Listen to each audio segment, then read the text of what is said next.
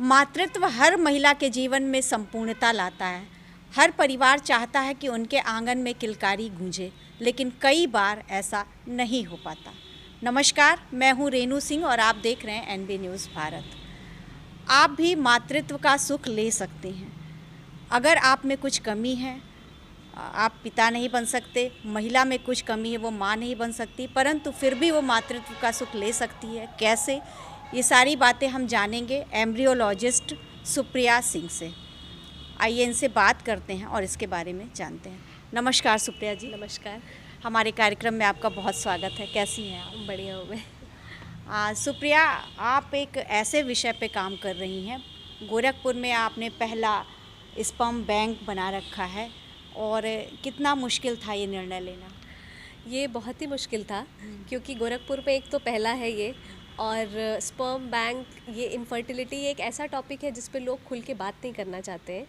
तो थोड़ा स्ट्रगलिंग था, लेकिन मैंने सोचा कि अगर हम गोरखपुर में ये शुरू करेंगे तो हमारे लोगों को, आसपास की सिटीज़ में डॉक्टर्स को, पेशेंट्स को बहुत हेल्प मिलेगी इससे। सुप्रिया, आपसे बातचीत का सिलसिला शुरू करें इससे पहले हम जानना चाहेंगे सुप्रिया के एम्ब्रियोलॉजिस्ट सुप्रिया बनने की कहानी। मैंने अपनी स्कूलिंग गोरखपुर से की है, और मैंने BTech in biotechnology Amity university Lucknow campus से, और BTech MTech in biotechnology Noida campus से। कॉलेज के टाइम पे ही इंटर्नशिप मैंने इनफर्टिलिटी फील्ड में की, Safal test tube baby centre से डॉक्टर सुरेता करीम के अंडर में, और फिर तभी से मेरा इंटरेस्ट था इस फील्ड में। मैंने अपनी स्पेशलाइजेशन एनिमल बायोटेक्नोलॉजी में की, और फिर तब से बहुत सारे CHS हॉस्पिटल से मैंने ट्रेनिंग की। डॉक्टर चारुदत्त जोशी के गाइडेंस में मैंने इस फील्ड में आगे बढ़ी, और फिर आज मैं यहाँ हूँ। सुप्रिया, आपसे बात करके सबसे ज़्यादा खुशी तो मुझे इस बात की हो रही है कि आजकल माता पिता जितना प्रेशर डाल रहे हैं बच्चों पे, साथ ही बच्चे खुद भी बहुत प्रेशर में रह रहे हैं कि नीट के थ्रू ही वो डॉक्टर बन सकते हैं। अभी आप डॉक्टर बनने के प्रोसेस में हैं, तो बगैर नीट क्वालिफाई किए भी आप डॉक्टर बन सकते हैं। थोड़ा सा अपनी फील्ड के बारे में भी बताइएगा। ये एक इमर्जिंग फील्ड है। बायोटेक्नोलॉजी एक ब्रॉड फील्ड है जिसमें एक IVF एक सेक्टर है, एक लाइन है जिसके थ्रू आप मेडिकल फील्ड में भी आ सकते हैं। आजकल तो नए नए कोर्सेज शुरू हो चुके हैं जो क्लिनिकल एम्ब्रियोलॉजी में है, MSc इन क्लिनिकल एम्ब्रियोलॉजी। बहुत सारे कोर्सेज हैं जिसमें आप ग्रेजुएशन करने के बाद, कोई भी BSc कोई भी प्रोग्राम करने के बाद क्लिनिकल एम्ब्रियोलॉजी कर सकते हैं। पहले ये कोर्सेज़ नहीं थे, लेकिन अब ये 2-3 ईयर्स से ये कोर्सेज़ आ गए हैं। किस तरह से आपका इंटरेस्ट इसमें जगा? आपका ये फैमिली का सपोर्ट कैसे रहा? मेरे फैमिली का पूरा सपोर्ट था, स्पेशली मेरे हस्बैंड का सपोर्ट। सब मेडिकल फील्ड से हैं तो थोड़ा सा कन्विंस करना इजी था, कि वो लोग भी, फादर इन लॉ भी डॉक्टर हैं तो उनको भी कन्विंस करना इजी था। हस्बैंड इज़ ऑल्सो डॉक्टर, तो उतना डिफ़िकल्टी नहीं था फैमिली कन्विंस करने में। फुल सपोर्ट था, तभी मैं अपना काम शुरू कर पाई। और ये चूँकि पहला है गोरखपुर में, तो लोगों को कन्विंस करना थोड़ा डिफ़िकल्ट है, और तो कोशिश कर रहे हैं हम कि सबकी हेल्प कर सकें। सुप्रिया, आप जिस फील्ड में काम कर रही हैं, लोगों को कन्विंस करना, खासकर यहाँ पर मेल ईगो जितना हर्ट होती है, पूर्वांचल की मैं बात करूँ तो पुरुषवादी समाज बिल्कुल माना जाता था, जितना मेरा अनुभव रहा है काफ़ी हद तक। उनको ये एहसास दिलाना कि आप पिता नहीं बन सकते, ये तो बहुत टफ जॉब है। हाँ, ये है। जब मैं इस फील्ड में आई शुरू में तो ये बहुत डिफ़िकल्ट था कि, और पहले के लोग और अभी में थोड़ा चेंजेस भी हैं। हमारा टीवी बहुत हेल्प किया इस चीज़ में। पहले तो सिर्फ महिला ही ज़िम्मेदार होती थी कि बच्चा नहीं पैदा कर लिया तुम ही ज़िम्मेदार हो, लेकिन ऐसा नहीं था। बहुत बार पुरुषों में भी कमियां होती थी। अगर 10 कपल है और उसमें से 4-5 तो खुद से कंसीव कर लेते, लेकिन बचे हुए 6 कपल 5 कपल को हमें ट्रीटमेंट देना ही पड़ता है, जिसमें से 2-3 अगर ट्रीटमेंट से भी कंसीव कर पाए। कुछ ऐसे होते हैं जिसमें हस्बैंड का काउंट बिल्कुल ही निल होता है।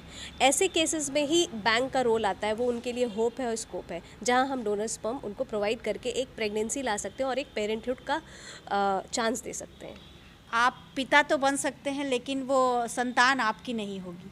ये बात अपने में बहुत कंट्रोवर्सी क्रिएट करती है। हाँ, करती है कंट्रोवर्सी, ये बात सही है, लेकिन एटलीस्ट पूरी लाइफ पेरेंटहुड ना सेलिब्रेट करना या बिना बच्चे के रह जाना सिर्फ इस वजह से कि मैंने डोनर नहीं लिया। और आप ये सोचिए, वो महिला जो काबिल थी इसके, वो भी एक बच्चे से वंचित रह जाए सिर्फ इस वजह से। कमी तो किसी में भी हो सकती है, मुझ में भी, सामने वाले में भी। तो ठीक है, ये मैटर करता है कि हाँ मेरा वो नहीं है, लेकिन इतना नहीं मैटर करता। जब वो बच्चा आपके गोद में आएगा, वो आपकी कोख से पैदा होगा, तो वो फीलिंग शायद इस फीलिंग से ज़्यादा अच्छी होगी कि आपके साथ एक बच्चा पूरा जीवन था। महिलाएं जो है बांझपन का बहुत दंश झेलती हैं, बहुत ही बुरी स्थिति रही है। देखा जाए धीरे धीरे इसमें चेंजेस आ रहे हैं, लोग अब डॉक्टर्स की हेल्प ले रहे हैं। पहले तो जो पति होता था वो 2-3 शादियां कर लेता था इस चक्कर में। तो ये आईवीएफ या इनफर्टिलिटी, ये जो फील्ड है, ये इस सब चीज़ों को ये हमारा as a embryologist, as a gynaecologist, as a medical field हम बहुत पेशेंट्स देखते हैं, इलाज करके घर भेज देते हैं। लेकिन इनफर्टिलिटी एक ऐसा फील्ड है जहाँ पे हम एक परिवार बना रहे हैं, एक सोसाइटी बना रहे हैं। अगर हम हेल्प ना करें, कोई डोनर है या किसी महिला में कोई प्रॉब्लम है या दोनों में प्रॉब्लम है लेकिन किसी वजह से नहीं हो पा रहा है या आईवीएफ नहीं करा रहा है, अगर हम उनकी हेल्प कर देते, उन्हें प्रेगनेंसी आ जाती है, तो हम उन्हें डाइवोर्स से बचाते हैं, सेकेंड मैरिज से बचाते हैं। एक बच्चा होना एक परिवार में वो 7-8 लोगों को जोड़ता है, कोई दादी बनता है, कोई बाबा बनता है, कोई मामा बनता है, कोई मामी, वो एक फैमिली को जोड़ता है। तो हमारा कोशिश यही है कि लोग खुश रहें, सोसाइटी बनी रहे, और ये महिलाओं के साथ जो उत्पीड़न है, या मेल, आजकल तो मेल्स में भी लोग जागरूक हो गए हैं, उन्हें पता है, लोग एक्सेप्ट कर रहे हैं, या मेल्स के साथ भी जो एक्सप्लॉयटेशन है वो ना हो एटलीस्ट। सुप्रिया, हम आपका स्पर्म बैंक देखेंगे और उसके पूरे प्रोसेस के बारे में जानेंगे। इससे पहले चलते चलते यहाँ पे अंतिम सवाल कि मातृत्व को लेकर के जिस तरह से महिलाओं ने दिक्कतें झेली है, ओझा के पास, सोखा के पास, साधुओं के पास, ये पूजा करो, ये तपस्या करो, तो उसके बजाय उन्हें डॉक्टर से मिलना, इस बारे में आप बताइए। ये इनफर्टिलिटी एक इमर्जिंग फील्ड है जिसमें अब लोग जागरूक हो गए हैं, जिसमें टीवी ने बहुत हेल्प की, लोग थोड़ा खुल के आ रहे हैं, आगे बात कर रहे हैं। बहुत सारे केसेस में छोटा ही प्रॉब्लम है लेकिन उनके बात ना करने की वजह से या आगे बढ़ के ना आने की वजह से वो इस चीज़ को अवेल नहीं कर पा रहे। अब गोरखपुर में पहले के ज़माने में 4-10 साल पहले 4-5 ही सेंटर थे, वो कितने पेशेंट कर लेंगे। तो आज के टाइम 2 साल से तो बहुत सारे आईवीएफ सेंटर्स या इनफर्टिलिटी सेंटर्स आ गए। तो मेरा पहला बैंक है एक इसी इनिशिएटिव में हेल्प करने के लिए लोगों को, ताकि लोगों को बॉम्बे, दिल्ली, बाहर ना जाना पड़े और वो फैसिलिटीज़ हम यहीं अवेल कर सकें और लोगों की हेल्प कर सकें और उन्हें प्रेगनेंसी ला सकें। आइए चलते हैं, देखते हैं सुप्रिया के स्पर्म बैंक को कि कैसे वो सैंपल कलेक्ट करती हैं।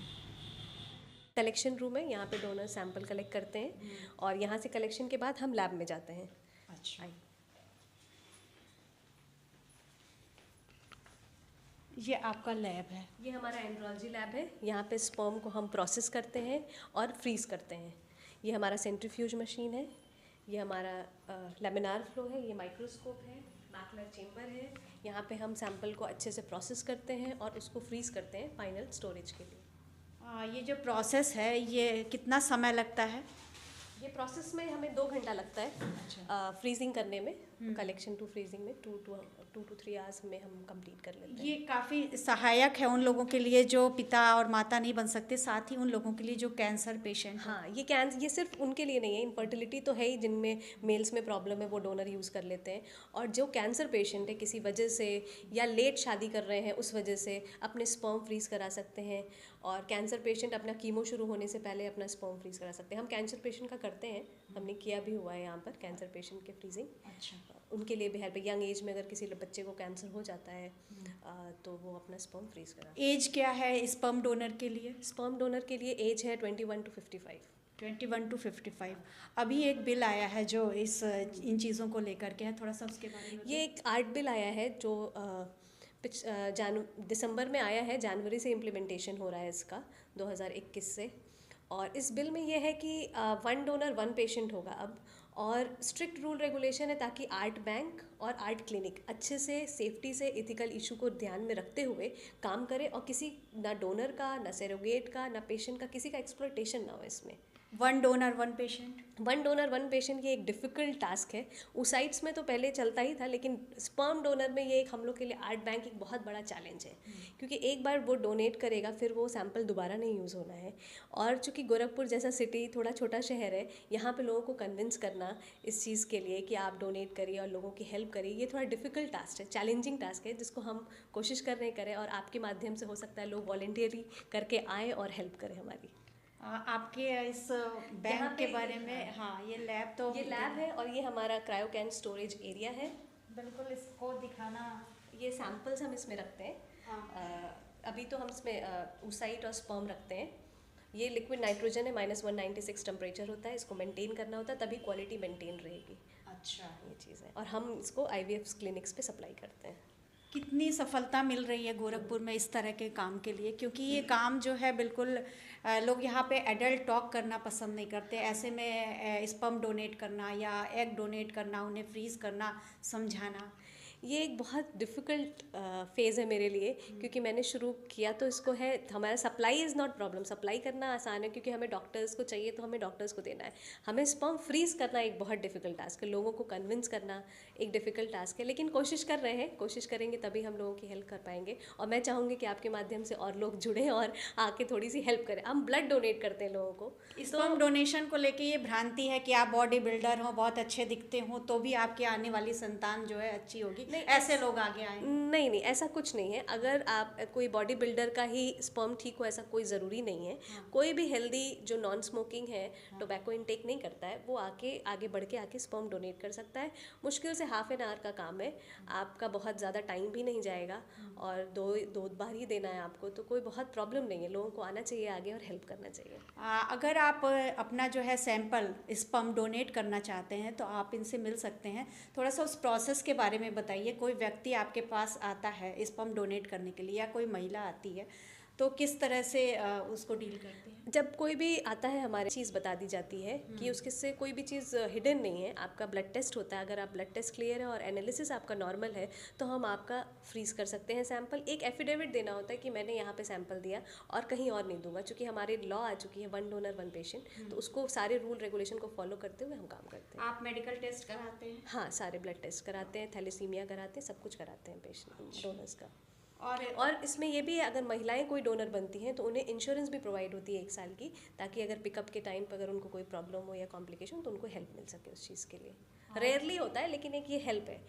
चलते चलते आखिरी सवाल। सुप्रिया, आप इस फील्ड में 10 साल से हैं और काफ़ी सारी जागरूकता आई है। पहले तो लोग इस तरह की बात करना पसंद नहीं करते थे, आपने एक यहाँ पर बैंक बना रखा है स्पर्म और एग के लिए, तो किस तरह का अपना आपका अनुभव रहा और गोरखपुर की जनता से आप किस तरह की अपील करना चाहें? मेरा अनुभव बहुत अच्छा है। मैं जब पढ़ाई कर रही थी तभी मेरा इंटरेस्ट था, तो मैंने ये सोचा कि बाहर जाके तो बहुत लोग करते, बहुत सारे सेंटर्स है। गोरखपुर जैसे शहर में 4-5 ही सेंटर थे तब, और बैंक तो बिल्कुल ही नहीं था, और डॉक्टर्स को प्रॉब्लम होती थी। डोनर सैंपल्स हम लखनऊ से, दिल्ली से मंगाते थे, तो मैंने सोचा कि क्यों ना हम यहाँ शुरू करें और इससे सेंटर्स को, गायनोकोलॉजिस्ट जो अपकमिंग गायनोकोलॉजिस्ट हैं आजकल जो इनफर्टिलिटी करना चाहती, सबके पास IVF सेंटर डे 1 पे नहीं हो सकता है, तो वो छोटे मोटे इलाज के लिए, जैसे IUI है, उसके लिए अगर हस्बैंड का नील है तो डोनर सैंपल हम प्रोवाइड करते हैं उन गायनोकोलॉजिस्ट को भी। और इससे ये है कि मैं ये चाहूँगी आपके थ्रू कि गोरखपुर की जो जनता है या जो लोग हैं वो थोड़ा सा इस चीज़ को समझें। ये एक वो नहीं है कि मैं कैसे डोनेट करूँ। लोग शर्म के मारे आ नहीं रहे, शर्मा रहे हैं, झिझक रहे हैं। इसमें कोई झिझक या शर्म नहीं है, ये एक हेल्प है। किसी को फैमिली मिल जाएगी, किसी का डिवोर्स नहीं होगा, किसी की सेकेंड मैरिज नहीं होगी, ये किसी के साथ भी हो सकता है। आप सोचिए अगर आप उस जगह आप रहते हो वो कपल में, तो आप कैसे फेस करते हैं, वो बंदा कैसा फील करता होगा जिसका नील है और उसको स्पर्म ना मिले। तो मैं चाहती हूँ कि एक कपल और या महिला है उसको एग नहीं मिल रहा है, हस्बैंड कोई एक वंचित रह जा रहा पेरेंट्स बनने के लिए, तो इसके थ्रू, एक बैंक के थ्रू हम ये हेल्प करते हैं कपल्स को कि वो अपने को मातृत्व से वंचित ना रखें और उसको आगे आने दें।